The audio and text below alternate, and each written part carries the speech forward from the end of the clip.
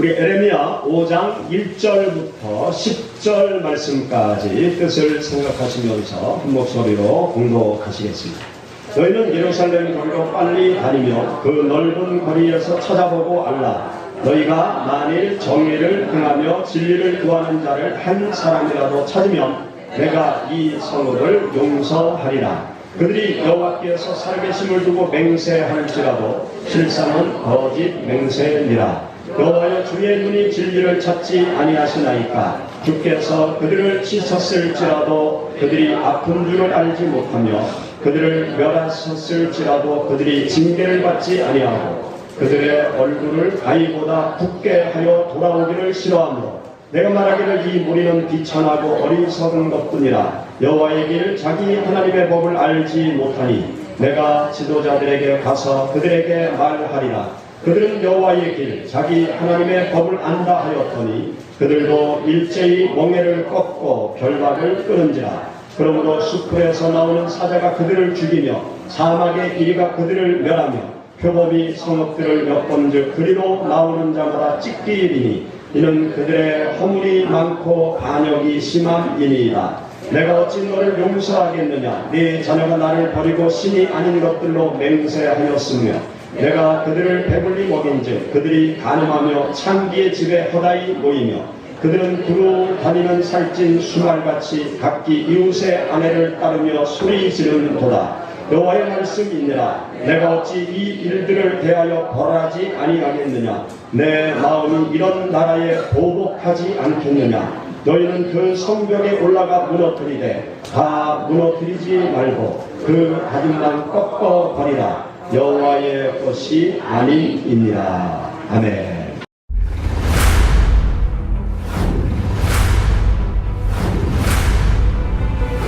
소라까지 같이 먹을 정도로 공유하자.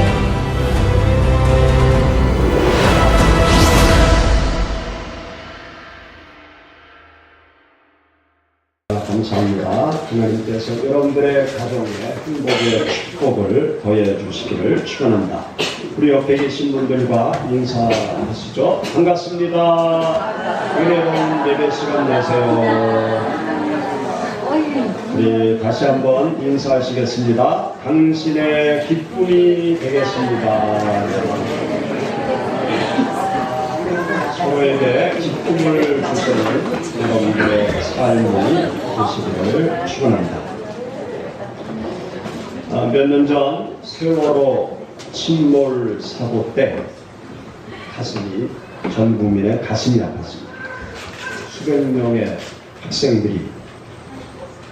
학생들의 죽음을 보며 가슴을 아파했어요. 또 세월호 침몰 사고 때 전 국민이 분노했습니다. 세월이 지난 지금 세월호 사고를 처리하는 정부의 태도를 보면서 우리는 답답하고 또 한식이 나오고 분노가 아직 가라앉지 않습니다. 세월호 특별조사 기간을 야당은 연장해야 된다. 그리고 여당은 더 이상 연장할 수 없다. 그렇게 서로 대치하고 있습니다. 도대체 여당은 어느 나라 여당인지 모르겠어요. 또 누구를 위한 여당인지 알 수가 없습니다.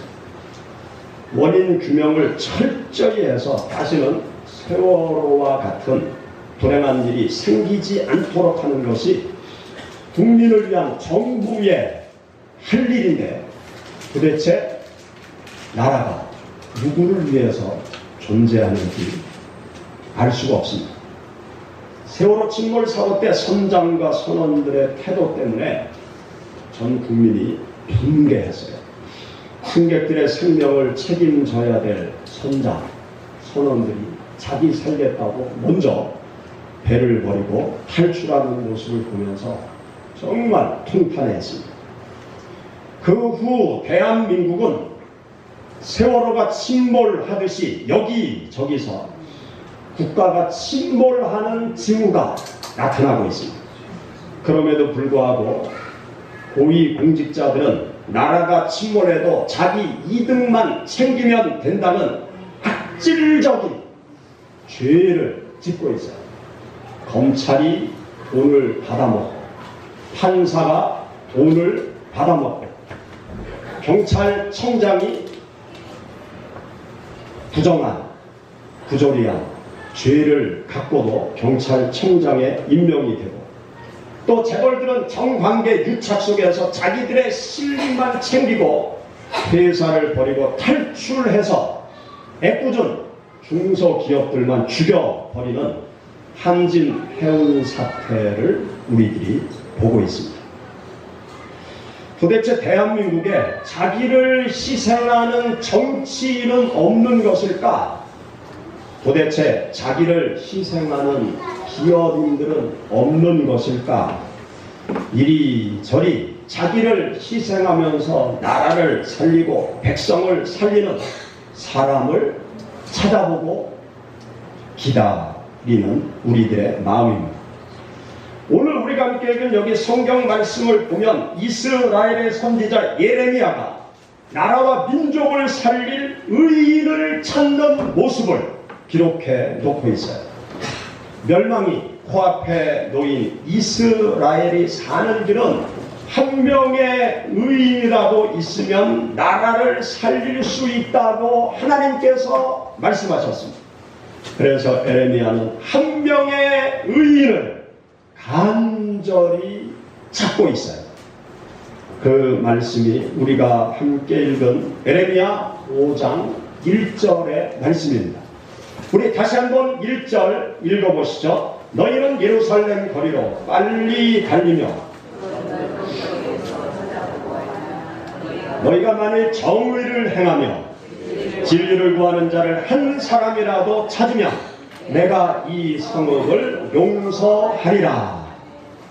공동번역 예루살렘 거리를 돌아다니며 너희 눈으로 찾아보아라.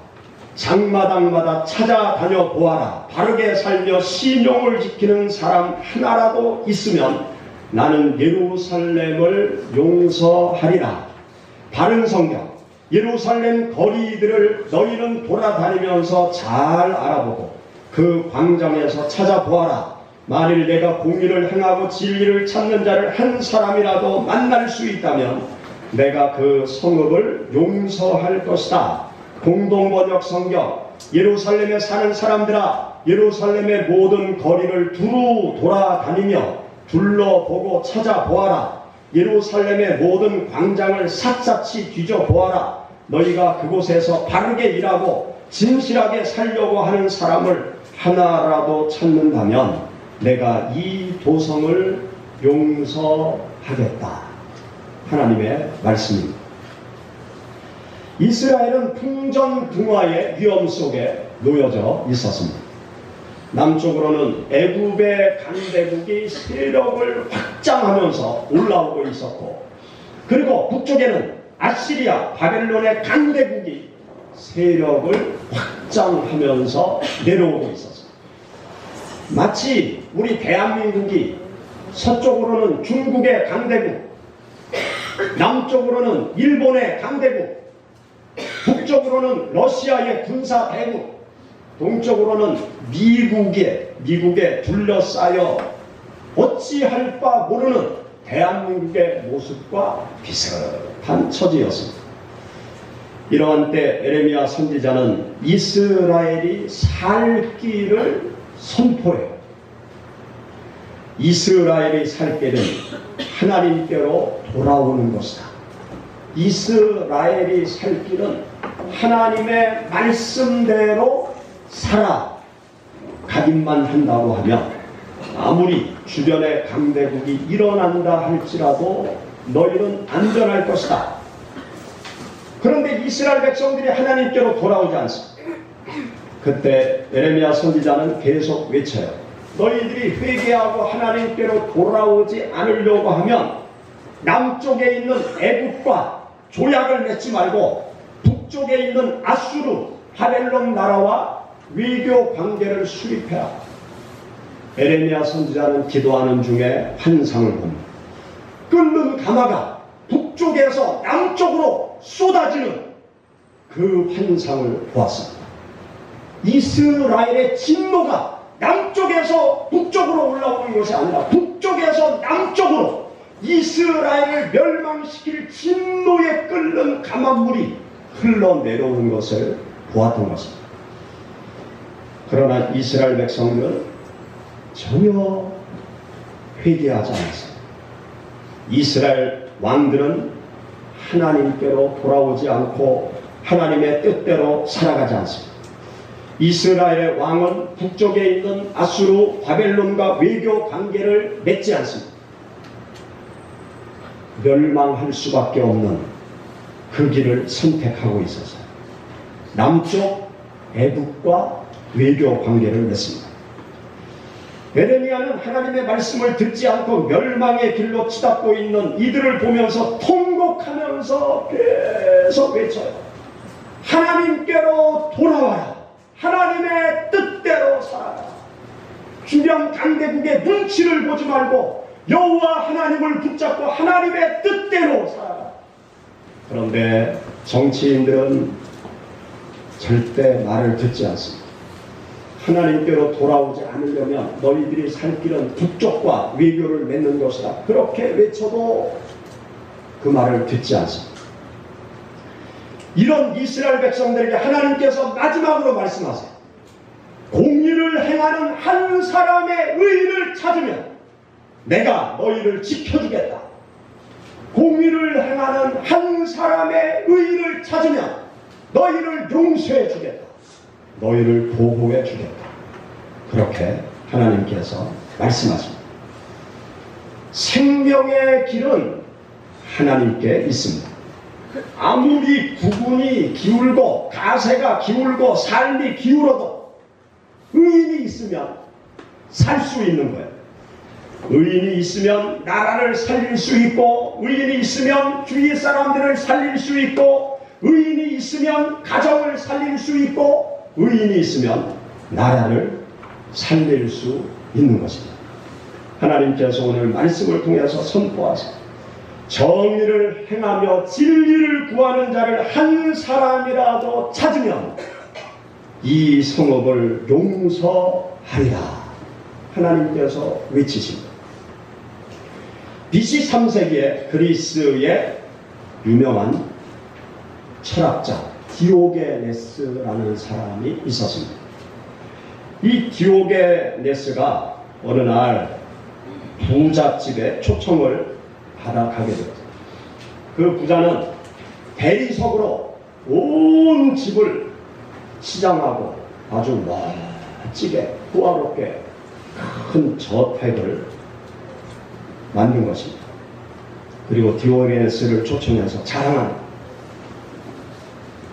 자랑하면서 이 부자가 뭐라고 얘기하는가 하면 바닥에 함부로 침을 뱉어서는 안 됩니다.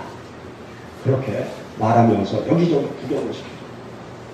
그 집을 한참 구경하고 있던 디오게네스가 갑자기 이 부자의 얼굴에 침을 태 뱉었어요. 그러니까 이 부자가 깜짝 놀라면서 여기서 지금 뭐 하는 거야? 그러면서 버릇 화를 내는 거죠. 그러니까 디오게네스가 뭐라고 그런 줄 아십니까? 내가 침을 뱉어야 되는데 집이 너무나 깨끗해서 어디다 뱉을까 찾아보니까 당신 얼굴이 가장 지저분해서 당신 얼굴한테 다 뱉은 거라고. 그렇게 말하고 그 집을 떠났다는 거죠. 이런 디오게네스가 어느 날 대낮에 등불을 들고 그리스 아테네 수도 번화가를 걸어갑니다. 사람들이 쫓아와서 그 모습을 보면서 웃으면서 손가락질을 하면서 지나가요. 그런데 그 제자가 옆에 있다 질문을 하죠. 스승님, 대낮에 웬 등불을 들고 그렇게 걸어가십니까? 그러니까 이 디오게네스가 하는 말, 내가 사람을 찾고 있다. 아니 인적이 드문 깊은 산중도 아닌데 여기 사람이 이렇게 많은데 무슨 사람을 찾습니까? 스승이 사람은 많아도 정직한 사람이 드물고 참된 사람이 드물다. 정직하고 참된 사람을 내가 찾는다. 그러면서 대낮에 등불을 들고 아테네 거리를 활보했다는 것입니다. 참 사람, 정직한 사람, 의로운 사람이 있으면 죽지 않고 살 수 있어요. 의로운 사람이 있으면 내가 살 수 있고요. 이웃이 살 수 있고, 의로운 사람이 있으면 국가가 살 수 있고요. 전 세계가 살 수 있는 것입니다. 여러분과 함께 영상 하나를 보려고 하는데요. 초인종 의인이라는 사람의 이야기를 영상으로 잠깐 보시겠습니다. 영상 보시죠. 모두가 잠든 새벽 4시. 제일 먼저 탈출해 119 신고를 하고 사형 속으로 되돌아가 불이 났다며 이웃집을 찾아다녔던 안 씨였습니다.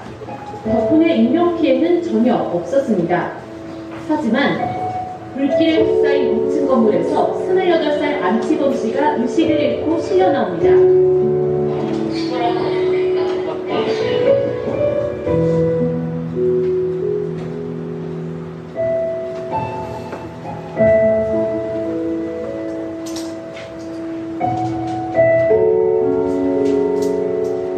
대체 그게 뭐가 문제라고? 내가 동아리 장이니까 내가 애들 챙겨줘야지. 안 그래?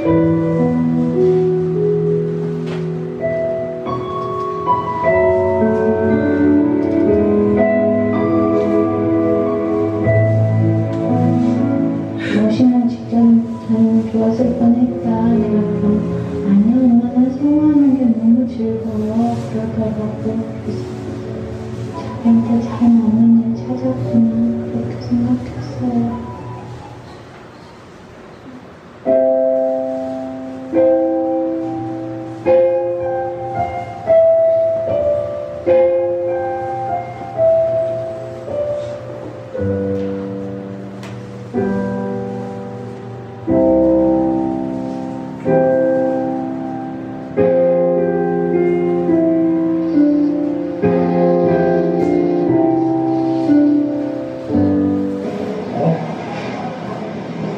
바닥에 닿지 말고 빨리 상쾌해. 수현아, 빨리 상쾌해. 저 시간 보이면 침을 입으시는 장난 아닌데? 뚜껑이에요.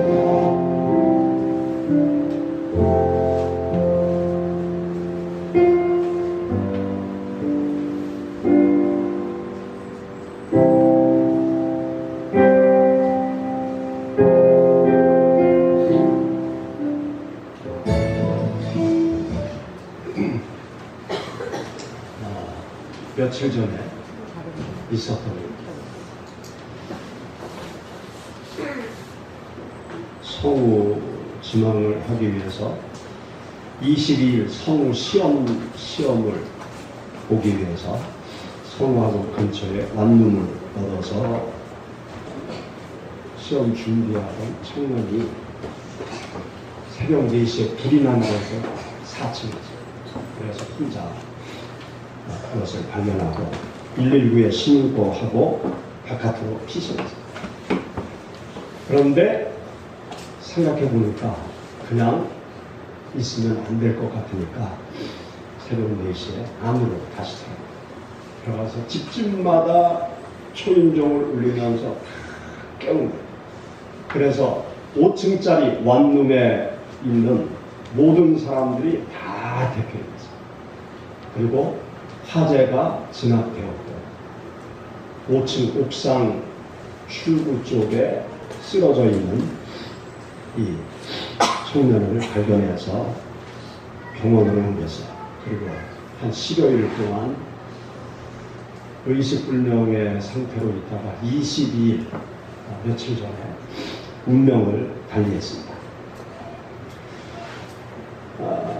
그 한 명으로 인해서 많은 사람들이 살게 된 것이죠.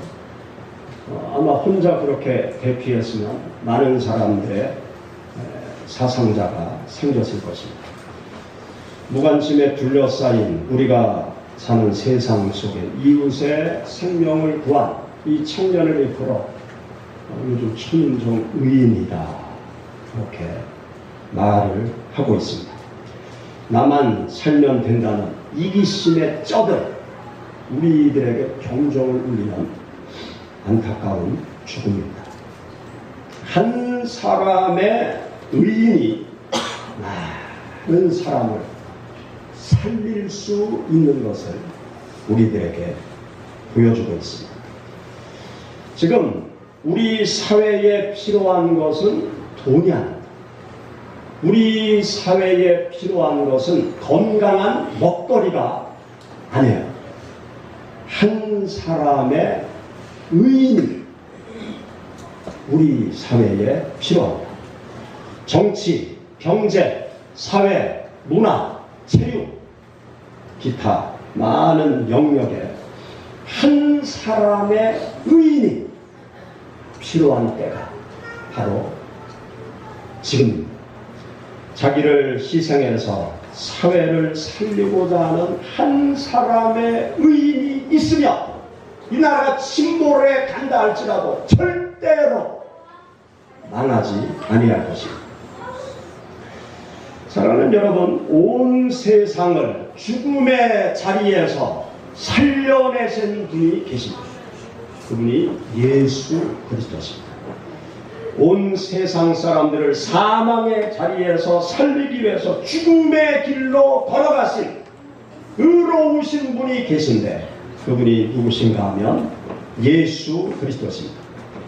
베드로전서 3장 18절 말씀 가운데 보면 그리스도께서도 단번에 죄를 위하여 죽으사 의인으로서 불의한 자를 대신하셨으니 이는 우리를 하나님 앞으로 인도하려 하심이나 육체로는 죽임을 당하시고 영으로는 살리심을 받으셨으니 우리 모든 인생들의 죄를 위해서 의인으로서 죽음의 길로 가셨다는 것이죠. 이사야 53장 5절 그가 찔림은 우리의 허물을 인하며 그가 상함은 우리의 죄악 때문이라 그가 징계를 받음으로 우리는 평화를 누리고 그가 채찍에 맞음으로 우리는 나음을 받았도다. 예수님께서 죽으신 것은 우리를 살리기 위해서 죽으신 것입니다. 요한복음 10장 10절 이하 우리 다 같이 한번 찾아보시죠. 요한복음 10장 10절 이하의 말씀에 보면 예수님께서 이 땅에 오신 이유가 뭐냐? 우리들을 위해서 죽으시기 위해서 오셨다. 이렇게 말씀하고 계십니다. 요한복음 10장 10절부터 15절 다 같이 읽어보시죠. 도둑이 오는 것은 도둑질하고 죽이고 멸망시키려는 것뿐이고 내가 온 것은 양으로 생명을 얻게 하고 더 풍성히 얻게 하려는 것이라. 나는 선한 목자라. 선한 목자는 양들을 위하여 목숨을 버리거니와 삭구는 목자가 아니요 양도 제 양이 아니라. 이리가 오는 것을 보면 양을 버리고 달아나나니 이리가 양을 물어가고 또 해치느니라. 달아나는 것은 그가 삭구는 까닭에 양을 돌보지 아니함이나 나는 선한 목자라. 나는 내 양을 알고 양도 나를 아는 것이 아버지께서 나를 아시고 내가 아버지를 아는 것 같으니 나는 양을 위하여 목숨을 버리노라. 우리 모든 인생들을 위하여 목숨을 버리신 의로우신 분, 그분이 바로 예수 그리스도십니다. 우리 모두는 인생들을 살리신 의로우신 예수 그리스도를 믿고 따르고 있습니다. 세상 모든 인생들을 죄와 사망의 자리에서 살리기 위해서 죽음의 길로 걸어가신 예수님께서 우리들에게 말씀하세요. 너희는 세상의 소금이다. 너희는 세상의 빛이다. 그렇게 말씀하세요. 여러분, 빛과 소금의 공통점이 무엇인지 아십니까? 희생해. 자기를 불태워야 환한 빛을 발할 수 있고요. 자기를 녹여야 짠맛을 낼 수 있는 것입니다. 예수님께서 너희는 세상의 빛이다, 세상의 소금이다 말씀하신 그 의미가 무엇입니까? 배우고 나 자신을 녹이면서 나를 희생시키는 삶을 세상에서 살아가야 된다. 그것을 우리들에게 교훈하고 있는 것입니다. 예수님은 당신 살고자 우리를 버리신 분이 아니에요. 우리 인생들을 살리기 위해서 죽음의 불구덩이 속으로 들어가신 분이 바로 예수 그리스도였습니다. 죄와 사망의 수렁 속으로 당신 스스로 우리를 건져내기 위해서 들어가신 분이 예수 그리스도였습니다. 그 예수 그리스도께서 예수님을 따르는 우리들에게 하시는 말씀은 너를 희생하면서 빛으로 살아가라. 너를 희생하면서 소금으로 살아가라고 예수님을 따르는 우리들에게 말씀하십니다. 의인은 정직하고 깨끗한 사람입니다. 의인은 자기를 희생시키는 사람입니다. 의인은 자기의 이익보다 타인의 이익을 먼저 생각하는 사람입니다. 의인은 자신의 정직을 넘어 타인의 유익을 넘어 자기 생명까지 아끼지 않는 사람이 성경에서 말하고 있는 의인인 것입니다.